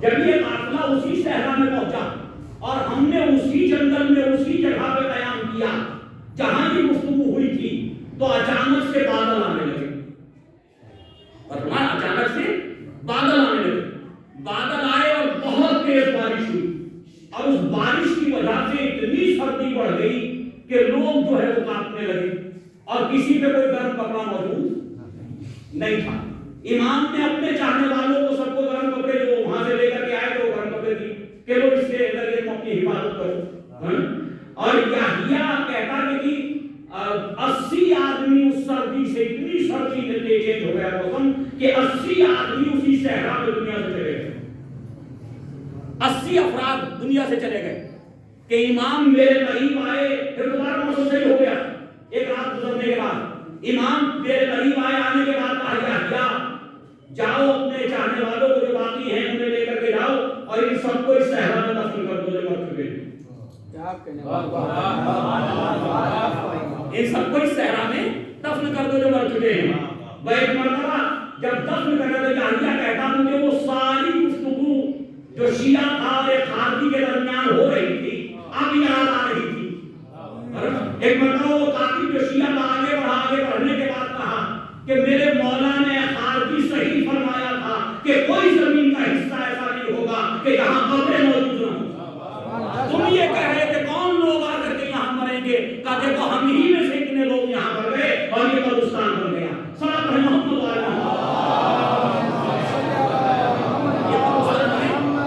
یہ جگہ قبرستان میں تبدیل ہو گئی تو عزیزان گرامی یہ کرامات ہیں کہ جو سب نے لکھی تقریباً شیعہ سنی سب نے لکھی ہر سمے یحییٰ کہتا کہ اس کے بعد میرے دل میں یقین ہو گیا کہ رافضی جسے امام مان رہے ہیں وہ بالکل صحیح ہے اور میں امام کی خدمت میں حاضر ہوا اور حاضر ہونے کے بعد میں نے کلمہ شہادتین پڑھنے کے بعد کہا کہ خدا ہی بہتر جانتا ہے کہ اپنے منصب امامت کو کہا کہ ابھی تک میں امامت میں شک کرتا تھا آپ کی لیکن آج مجھے یقین ہو گیا کہ آپ ہی اللہ کے نمائندے اللہ کی طرف سے بھیجے ہوئے امام ہیں اس کے بعد سے اس نے مذہب تشیع اختیار کیا فرمان یہ شخص بعد میں شیعہ ہوا اس لیے ابھی تک بھی بہت سے علماء شک کرتے ہیں اس سلسلے میں کہ ان کے مزار پہ جانا جائے یا نہ جائے جن کے یہاں روایات ثابت نہیں ہیں وہ شک کرتے ہیں وہ کہتے ہیں کہ نہیں جانا چاہیے وہ تو ناصبی تھا یہ تھا لیکن جن حضرات کے یہاں یہ روایات ثابت ہیں وہ کہتے ہیں کہ نہیں وہ شیعہ ہو چکا تھا مذہب اہل بیت علیہ السلام کو قبول کر چکا تھا صلوات محمد اور علم امامت جس کو اللہ منتخب کرتا ہے اسے علم دے کر کے بھیجتا ہے روایات یہ کہتی ہیں کہ ایک شخص تھا یوسف ابن یعقوب جو عیسائی تھا یوسف ابن یعقوب کو جو ہے وہ متوکل نے طلب کیا اپنے دربار میں اسے خطرہ محسوس ہوا کہ ہو سکتا ہے کہ متوکل مجھے قتل کر دے یا مجھے قید میں ڈال دے تو اس نے وہاں یعنی اتنا چرچا ہو چکا تھا کرامات امام علی نقی علیہ السلام کا قرآن میں کہتے ہیں کہ کوئی شخص بہت زیادہ مشہور ہو جائے تو پھر قوم و مذہب بھی پیچھے چھوٹ جاتے ہیں دوسرے لوگوں کے اس سے حاجتیں پوری کرنے کے لیے لوگ آنے لگتے ہیں. صحیح ہے. تو عزیزان گرامی اب جب امام کی شہرت ہو گئی کرامات معجزات میں اور لوگوں کی حاجات پوری ہونے لگی, بیماروں کو شفا ملنے لگی, پریشان حالوں کی پریشانیاں دور ہونے لگی, تو یہ شخص جب وہاں سے اپنے گھر سے نکلا, بہت امیر آدمی تھا, تو اس نے نیت کی کہ میں 100 درہم امام علی نقی علیہ السلام کے خدمت میں پیش کروں. میں 100 درہم حضرت امام علی نقی علیہ السلام کی خدمت میں پیش کروں گا, اور شاید جو ہے خدا ان کی کرامات کے ذریعے میری جان کی حفاظت فرمائے. یہ نیت کر کے نکلا. اب جب امام کے دروازے پہ پہنچا تو شک تو تھا کہ صحیح ہے کیسے بھی ہیں, میرے وقت سے کیا تعلق ہے, میں تو حضرت عیسیٰ کا ماننے والا ہوں. تو شک تو تھا, یہ امام کی امامت کو تو نہیں مانتا تھا, لیکن کرامات اتنی مشہور ہو چکی تھی کہ اس کی بنیاد پہ اپنی جان بچانے کے لیے وہ امام کے لیے 100 دینار 100 درہم لے کر گیا. جب دروازے پہ پہنچا, دخل بات کیا, تو امام نے اپنے خادم کو بھیجا, جاؤ کون ہے دیکھو. تو ایک مرتبہ کہا کوئی شخص ہے. امام نے فرمایا پوچھو اس کا نام یوسف ابن یعقوب ہے. امام نے فرمایا کہ جاؤ اس سے پوچھو کہ کیا ان کا نام یوسف ابن یعقوب ہے. تو وہ کہتا کہ یہ پہلی دلیل تھی جس سے میرا سینہ کشادہ ہوا کہ یہ شخص تو یوں ہی نہیں مشہور ہوا ہے. یہ ذات گرامی ایسی مشہور نہیں ہو گئی. کہا اس کا نام یوسف ابن یعقوب ہے. کہا ہاں میں یوسف ابن یعقوب ہوں. پھر اس کے بعد غلام سے کہا جاؤ جا کر کے اس سے کہو کہ جو کاغذ میں لپیٹ کر کے آپ نے وہ درہم رکھے ہیں وہ ہمیں دے دو, وہ 100 درہم ہمیں دے دو. تو کہتا کہ جب یہ مجھ سے کہا گیا تو کوئی نہیں جانتا, میں جانتا تھا. تو میری استعجاب اور میری حیرت میں اور اضافہ ہوا. پھر امام نے مجھے طلب کیا جو رسم سلام و دعا جو ہوگی وہ ادا کرنے کے بعد میں امام کی خدمت میں تشریف بیٹھ گیا. تو امام نے مجھ سے کہا کہ اب تمہیں یقین ہو گیا کہ ہم امام ہیں یا ابھی شک ہے. تو کہنے لگا نہیں یقین تو ہو گیا. پھر اسلام کیوں نہیں لاتے, پھر تم اسلام کیوں نہیں لاتے. لیکن بہت سے افراد ایسے متاثر ہوتے ہیں اپنے دین کے ساتھ کہ حقائق کے واضح ہونے کے بعد بھی وہ دین کو اپنانا, دوسرے دین کو اپنانا نہیں چاہتے. اس نے کہا کہ نہیں یہ میرے اختیار نہیں, میں ایمان نہیں لا سکتا. کہا کہ تم ایمان نہ لاؤ لیکن تمہارا بیٹا انشاءاللہ مسلمان ہوگا. اور ہمارا پھر آخر میں اس کا بیٹا مسلمان ہوا. باپ کی وفات کے بعد جو امام علی نقی علیہ السلام کے شاگردوں میں رہا, امام کے صحابہ میں رہا. صلاۃ پڑھنا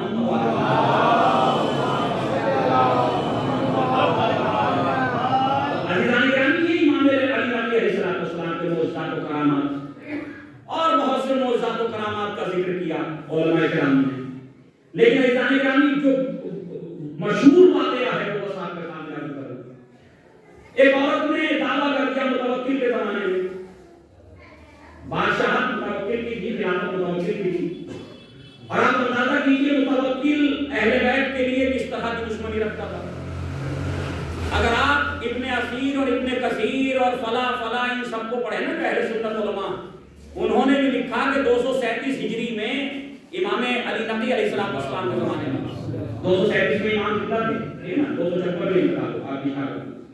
تو 237 ہجری میں متوکل نے زیارت کے پابندی لگائی. قبر امام حسین علیہ السلام کو مسمار کر دیا. ٹیکس لگا دیا زیارت پہ جانے والوں پر. پہلے تو پیسے کا ٹیکس لگایا, دولت کا ٹیکس لگایا. اس کے بعد جب دیکھا کہ پھر بھی زیارت پہ جانے والوں کی تعداد کم نہیں ہوتی تو اس نے جو ہے وہ اعضاء پہ ٹیکس لگا دیا کہ ہاتھ کٹے گا تو جاؤ گے, پیر کاٹا جائے گا اس کا. اس حد تک دشمنی ہے متوکل کے دل میں. لیکن وہی متوکل امام علی نقی علیہ السلام کو قید خانے میں رکھے ہوئے تھا. نظر تھے امام. جس وقت اس عورت نے دعویٰ کیا کہ میں زینب ہوں اور نبی کریم میرے نانا نے میرے حق میں میرے سر پہ ہاتھ پھیرتے ہوئے بچپن میں یہ دعا فرمائی تھی کہ خدا بند عالم تمہیں ہر 40 سال کے بعد جوان کر دے. یہ نبی کی دعا کی برکت ہے, یہ حضور پاک کی دعا کی برکت ہے کہ میں جو ہوں دوبارہ سے شباب کے عالم میں ہوں اور میں زینب بنت علی ہوں, زینب بنت فاطمہ ہوں. تو ایدان گرامی سب پریشان کے کریں کیسے پتہ چلے کہ یہ عورت زینب ہے.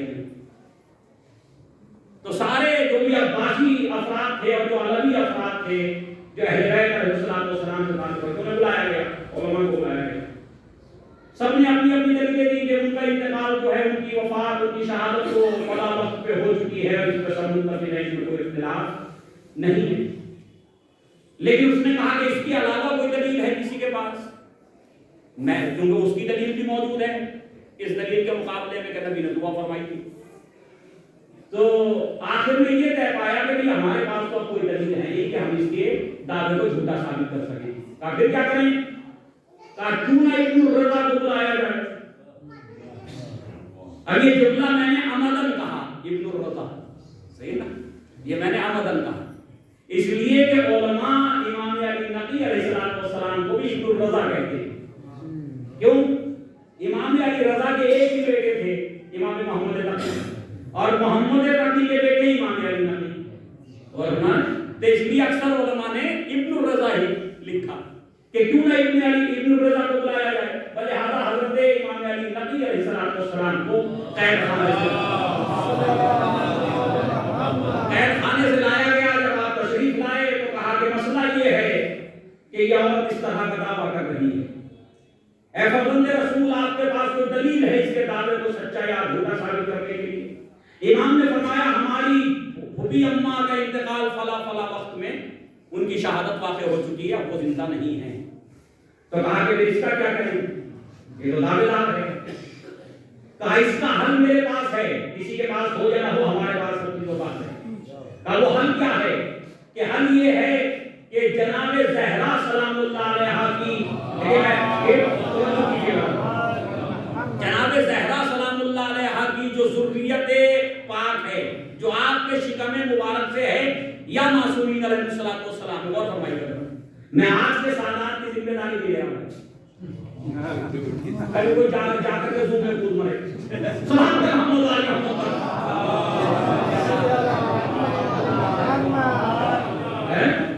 اور یہ بھی نہیں کہا جا سکتا کہ وہ سید بھی بن گیا ہوگا، بھائی شیعہ کو بھائی دے گا۔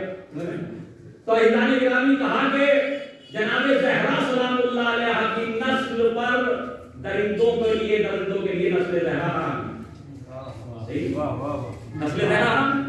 اس عورت سے کہو کہ یہ شیروں کے سامنے جائے، جو آپ کے شیر کے اندر رکھے ہیں آپ نے، جانور جو درندے ہیں ان کے سامنے جائے، اگر اس کے ساتھ کچھ نہ کیا اور یہ زندہ رہی تو اس کا مطلب یہ زینب بنت علی، اور اگر اسے جو ہے وہ شیروں نے اذیت پہنچا دی اور کھا کھایا تو سمجھ لو کہ جھوٹ بول رہی تھی۔ اور سوال تو پھر پیدا ہوا کہ اسے شیر تو ہے کو کھا لے، اگر اسے کھا گئے یہ درندے تو کیسے ثابت ہوگا کہ علی کی بیٹی ہے یا نہیں، جناب فاطمہ زہرا کی بیٹی ہے یا نہیں؟ اور وہاں کچھ بڑے تیز ذہن کے مکار بھی موجود تھے کہ جی متوکل کو تنہائی میں جا کر کے سمجھایا، آج پھنس گئے امام، اپنی ہی گفتگو میں آج جال میں پھنس گئے، ہم تو یہ مار نہیں چاہتے، ہم تو چاہتے ہیں کبھی تم زہر دینا چاہتے ہو، کبھی انہیں قتل کرانا چاہتے ہو، اس سے اچھا موقع کیا ہے؟ اس سے اچھی بات کیا ہے کہ کہو کہ بھئی آپ ہی جا کے پہلے دکھائیے تاکہ یقین ہو جائے کہ یہ بات صحیح ہے۔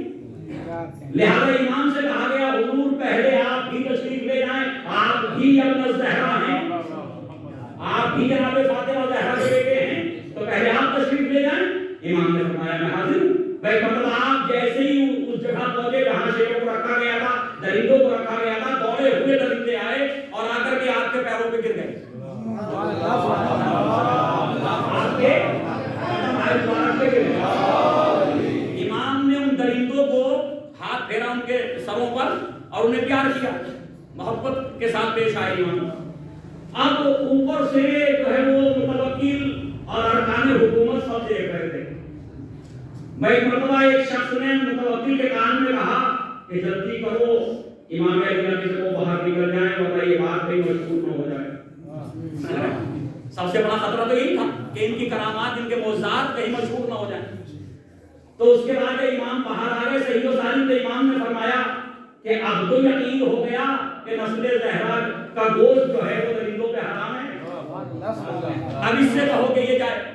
تو ایک مرتبہ وہ ہاتھ جوڑ کے کھڑی ہو گئی، فرزند رسول میں تو جھوٹا دعویٰ کر رہی تھی تاکہ لوگوں میں عزت مل سکے۔ تو عزیزان گرامی یہ جھوٹے دعوے بھی شیعہ ہونے سادات ہونے کے بہت پرانے چلے آ رہے ہیں.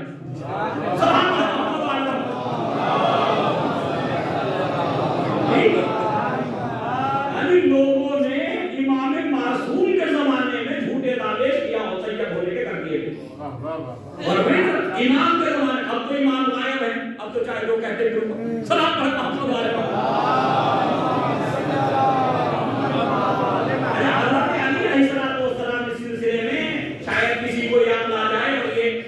مولا کے قول پہ کی کوئی اطاعت کر لے. آپ کے مولا فرماتے ہیں اس سلسلے میں کہ خارج النسب جو اپنے نسب سے نکلے اور دوسرے کے نسب میں داخل ہو دونوں پہ اللہ کی لعنت. دونوں پہ اللہ کی لعنت. کیوں کہ وہ تہمت لگا رہا ہے دوسرے کے اوپر کہ میں اس کا بیٹا ہوں.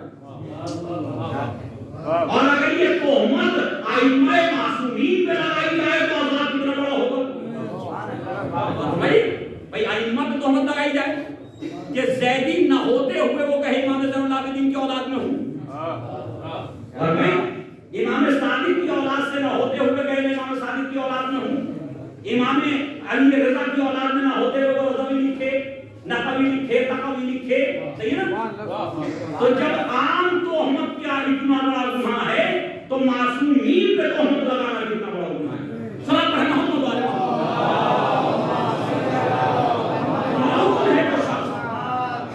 ملعون ہے وہ شخص کہ جو اپنے نسب سے نکل کے دوسرے کے نسب میں داخل ہو. ایک جگہ میں موجود تھا اور بہت ہی محترم ہمارے بہت ماشاءاللہ نیک اور متقی ایک شخص ہیں, اب میں نام نہیں لوں گا. تو انہوں نے مجھے کہا کہ اللہ یہ آپ کو یہاں دودھ کی چائے ملے گی ہر جگہ, آپ کالی پیتے تو میرے پاس آ جائے, میں بھی کالی چائے پیتا ہوں بلیک ٹی. تو ان کا جم وغیرہ ہے وہاں اور ایک مطلب بھی بنا رکھا, تو اس میں جا کر کے ہم بیٹھے. تھوڑی دیر گزری, ایک قریشی بھائی آ گئے. ایک قریشی بھائی ایسے سے قریشی میں آ گئے, بڑا لہیب شہید انسان وجیب. تو انہوں نے میرا تعارف کرایا, یہ مولانا ہیں جو ہمارے یہاں اس وقت مجالس پڑھے. تو خیر وہ کہہ رہے بہت اچھا ہے اور بہت اچھی گفتگو ہے جو ہونا تھا رسم آداب و سلام. اس کے بعد وہ کہنے لگا کہ ایک شخص میرے پاس ایک نوجوان آیا اور وہ آنے کے بعد وہ ڈاکومنٹری کا کام کرتے تھے, آدھار کارڈ بنانا, ووٹر آئی ڈی بنانا, یہ کرنا. کہ میرے پاس ایک نوجوان آیا جناب اور وہ کہنے لگا کہ میرے نام کے سامنے کاظمی لکھوا دو. صحیح, کاظمی لکھ دو. تو میں نے اس سے کہا بھی اگر تمہارے ابو کاظمی تھے, تمہارے چچا کاظمی ہے, صحیح ہے, تو میں تمہارے نام کے سامنے پہلے ہی لکھا جاتا. تم کیوں چاہتے ہو کاظمی لکھوانا؟ کہا نہیں ہم سید ہیں, ہم سید ہیں. تو میں نے کہا فلاں صاحب کے ان کا حوالہ دیا جو تھے وہاں, کہ میں نے آپ کا حوالہ دیا کہ ان کے پاس جاؤ اور ان سے لکھوا لاؤ, اگر وہ لکھ دیں گے تو میں پہچان کر دوں گا اور اس میں سب میں شامل کر دوں گا. ارے اصل گفتگو تو اب آئی, ابھی تک تو یہ تمہید تھی ان کی. اب وہ کہنے لگے اچھا مولانا ایک سوال ہے. میں نے بتائیے, سمجھ گیا کیا سوال ہے. یہ لوگ سید ہونا کیوں چاہتے ہیں؟ اب میں نے ان کو مالی مسائل کو اٹھانے سے بہتر ہے کیونکہ یہ غیر آدمی ہے. اصل مسئلہ تو کچھ مالی بھی ہے نا ہمارے یہاں سید ہونے میں, کیونکہ خمس کا ایک حصہ آل رسول آل زہرا کے لیے ہے. تو ہر ایک چاہتا کہ کہیں مصیبت پڑے گی تو کم سے کم ادھر سے تو ہو جائے.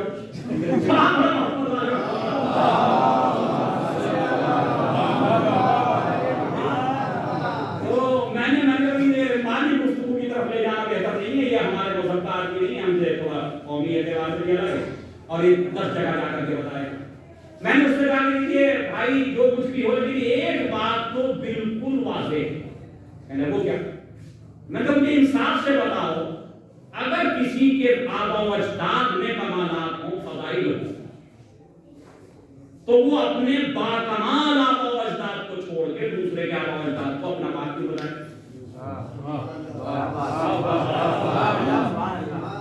وہ دوسرے کے بات کو اپنا بات کیوں بتائے گا؟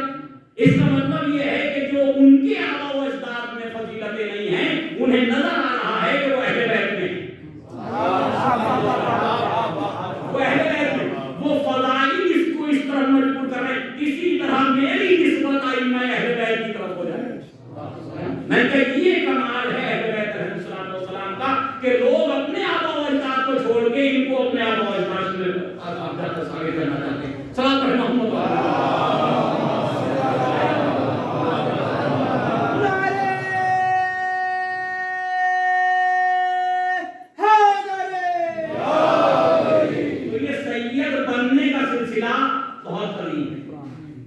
اور یہ بڑھتے ہی جا رہا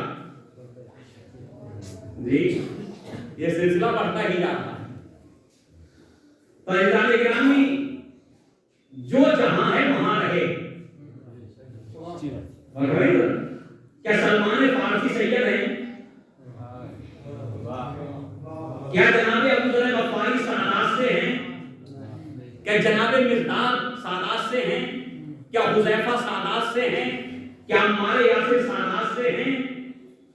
کیا ابو الاسود بولی سادات سے ہیں؟ ائمہ علیہ السلام کے ہزاروں صحابہ، ہزاروں جانشار، کربلا کے 72 شہید، ان میں 18 کو چھوڑ کے کیا باقی سب سادات سے ہیں؟ جی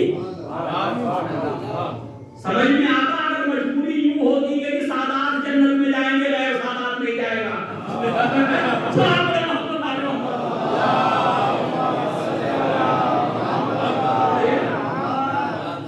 یہ مجبوری ہو سکتی تھی کہ اب کیا کریں، جنت میں جانا تو سید بن جائے۔ لیکن عزیزان گرامی، اگر تعظیم اور احترام کا مسئلہ ہے، تعظیم اور احترام کا مسئلہ، تو ارکان اسلام ہی غیر سادات ہیں علماء میں۔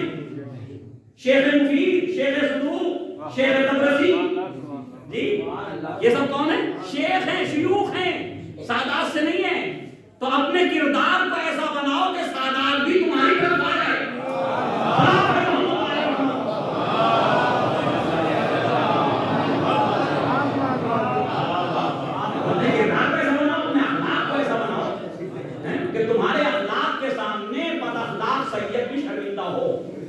اور اسے سوچنے میں مجبور ہونا پڑے کہ اخلاق تو میری میراث تھی، یہ اس میں فائز کیوں ہے؟ کردار تو میرے لیے تھا، تو آپ تو مبلغ بن جاؤ اپنے کردار، اپنے اخلاق کے ذریعے، تاکہ جو لوگ جو ہیں وہ گمراہی کے راستے میں جا رہے ہیں وہ صحیح راستے کی طرف لٹائیں۔ صلاۃ پڑھیں محمد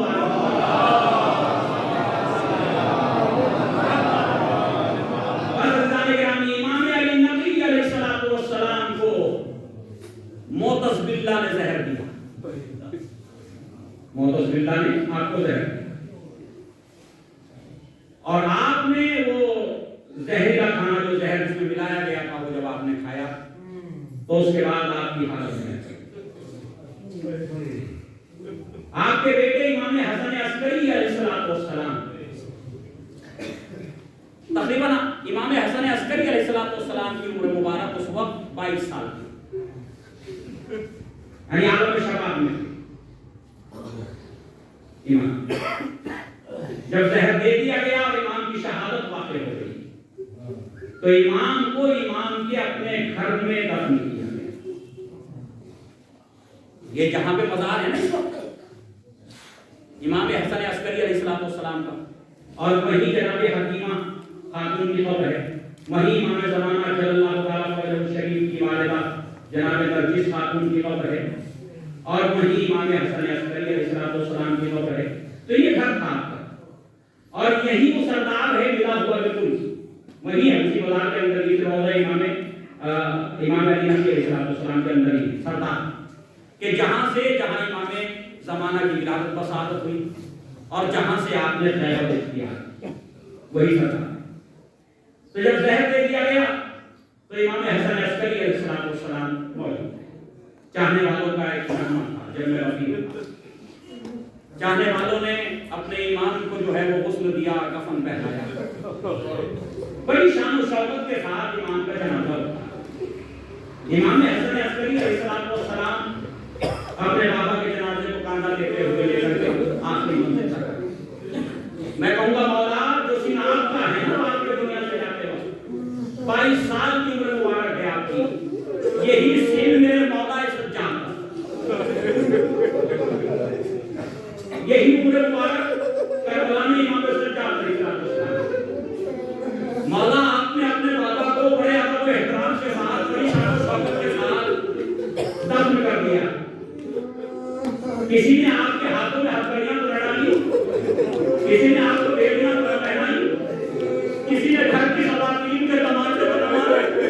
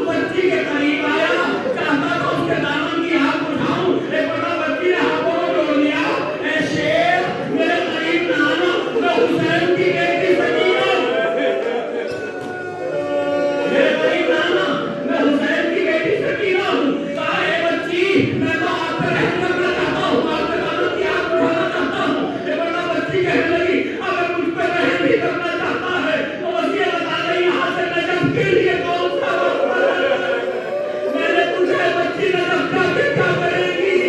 آگے جب کوئی مومن میرے دامن کو بلاتا ہے، میرے دامن مدد کے لیے آ جاتے ہیں، ارے میں دادا کی قبر میں فریاد کروں گی، اے دادا بابا مارے گئے، بھیا بدو ہو گئے، چچا کے بازو ضرب ہو گئے، آمین و جنازہ اٹھا، بڑے احترام سے آؤ چاہنے والوں، تمنا ہے نا کہ مولا کے جنازے کو کاندھا دے، لو امام کا قانون آ گیا، چلو امام کے جنازے کو کاندھا دو، امام کو امام کیا آخری منزل سے۔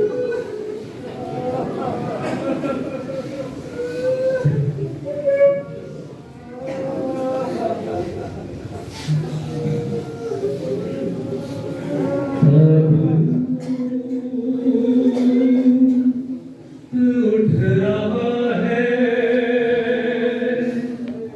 مولا علی نقی کا تابوت، اٹھ رہا ہے مولا علی نقی کا، ہے غربت نے مار ڈالا، غربت نے مار ڈالا، ہائے بس گری کا تابوت، اٹھ رہا ہے مولا علی نقی کا،